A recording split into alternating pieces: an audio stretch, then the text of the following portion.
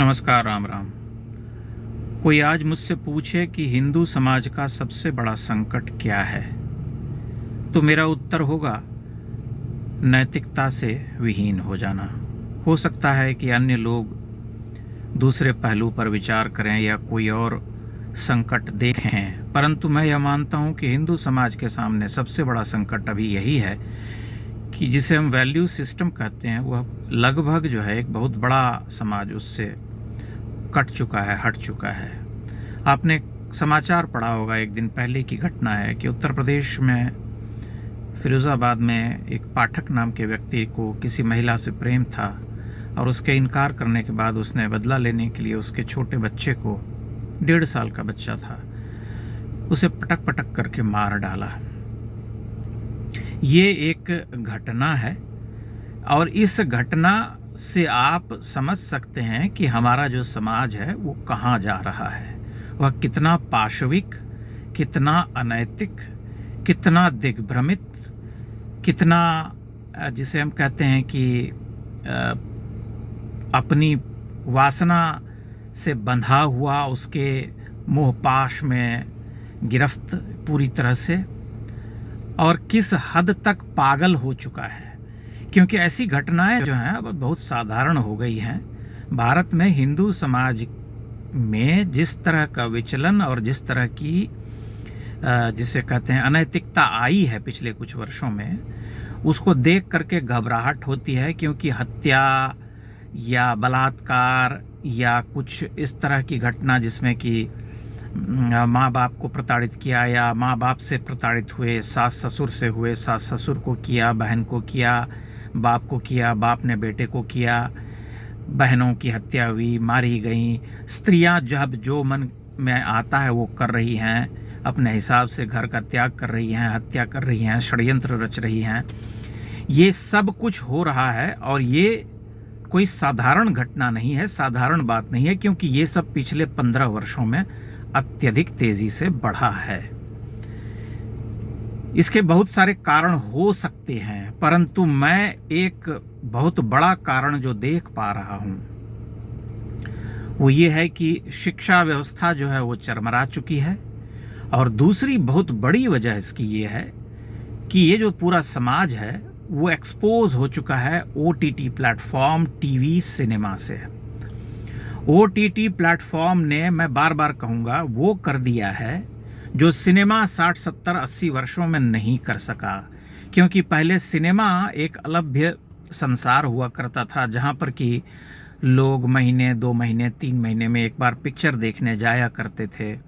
और सिनेमा में भी एक जो संसार रचा जाता था वह इतना खून खुरेजी वाला या इतना रक्तपात से भरा हुआ, इतनी यौनिकता, इतना भयंकर ऐसी पाशविकता तो उसमें होता नहीं था। एक उसका एक अलग संसार हुआ करता था जिसे लोग एंटरटेनमेंट के उद्देश्य से देखने जाते थे। सिनेमा के हीरो को कोई मायावी संसार का नायक मानते थे, अलभ्य होते थे वे, और उन्हें मतलब मानते थे कि भाई कभी हम देख पाएंगे, कभी किसी हीरो को तो जीवन जो है सफल हो जाएगा, कुछ इस तरह की बातें होती थीं। सिनेमा हॉल जाते थे, सिनेमा देख करके आते थे और उसे वहीं जो है एक तरह से एक काल्पनिक संसार मान करके उसे भूल जाते थे। परंतु नेचुरल दिखलाने के चक्कर में जब से ये ओटीटी प्लेटफॉर्म ने नंगई, सेक्स, मारकाट, बदला, पाशविकता, ऐसी खूंखुरेजी है इस प्लेटफॉर्म पर जिसकी कोई कल्पना नहीं कर सकता, और वो समाज में वो रिफ्लेक्ट हो रहा है, वो चरितार्थ हो रहा है। इससे कोई मना नहीं कर सकता क्योंकि समाज उसे ग्रहण कर रहा है। हिंदू समाज का एक बहुत बड़ा हिस्सा ऐसा है जो सीधे सीधे इस ओटीटी प्लेटफॉर्म के प्रभाव में है।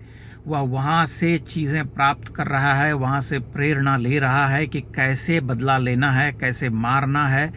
मैं देखता हूँ हमारे आसपास के जीवन को बहुत ही करीब से देखता हूँ कि छोटी छोटी लड़कियाँ 17 वर्ष की, 16 वर्ष की धकाधक सिगरेट पीती हुई मिलती हैं मुझे, जिनके शरीर में जान नहीं, जिसके फेफड़े में इतना दम नहीं कि कश खींच सके, लेकिन वे सिगरेट पीती हैं।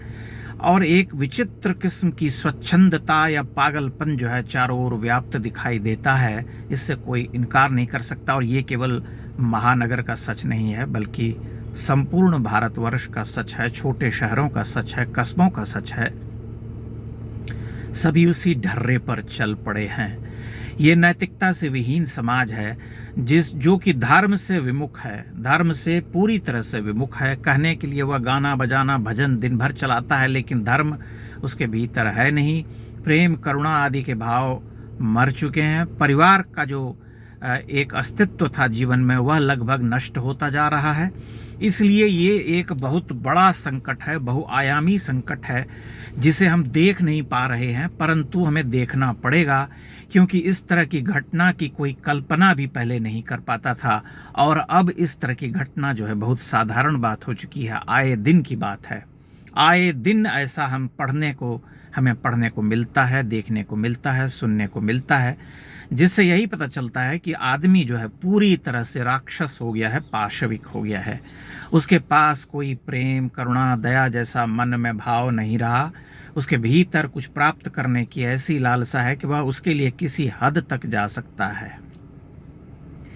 इसलिए भारत में इस संकट को समझने की आवश्यकता है। इस पर मुझे लगता है कि सरकार को गंभीरता से ध्यान देना पड़ेगा, अन्यथा अपराध की घटनाएं दिनों दिन बढ़ती चली जाएंगी। पुलिस का या प्रशासन की सख्ती उसे रोक नहीं सकती है, जब तक कि वह आंतरिक रूप से अपने आप को रोकने की दिशा में नहीं बढ़ता है। जब तक कि समाज स्वयं उसका संज्ञान नहीं लेता है, तब तक उसे पुलिस या कानून व्यवस्था से सुधारा नहीं जा सकता। अगर आप एनकाउंटर कर भी देंगे, तब भी ऐसे सैकड़ों लोग रक्त बीज की तरफ पैदा होंगे।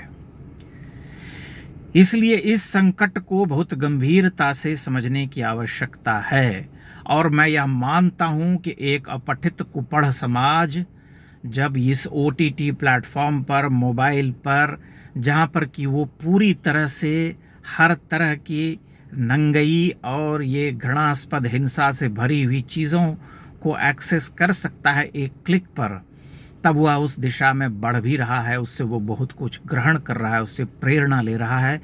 कोई इसको मना नहीं कर सकता, क्योंकि अपराध की जो दुनिया है उसमें और OTT प्लेटफॉर्म पर दिखलाए जाने वाले सीरीज और फिल्मों में बड़ी समानता है। आप मना नहीं कर सकते, आप स्वयं इसका आकलन कर सकते हैं, आप देख लीजिए, दोनों की तुलना कर सकते हैं।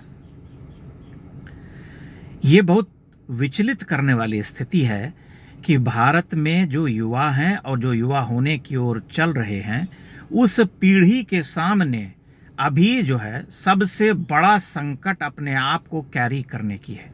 सबसे बड़ा संकट ये है कि वह आगे जा करके क्या करेगा, किस तरह का मनुष्य बनेगा, क्या प्राप्त करेगा जीवन में, ये सब अलग बातें हैं, लेकिन उसके सामने सबसे बड़ा संकट उसके अस्तित्व का है कि वह किस दिशा में जाएगा, वह कितना अधार्मिक और कितना अनैतिक, कितना पाशविक हो जाएगा, इसकी कोई गारंटी नहीं है।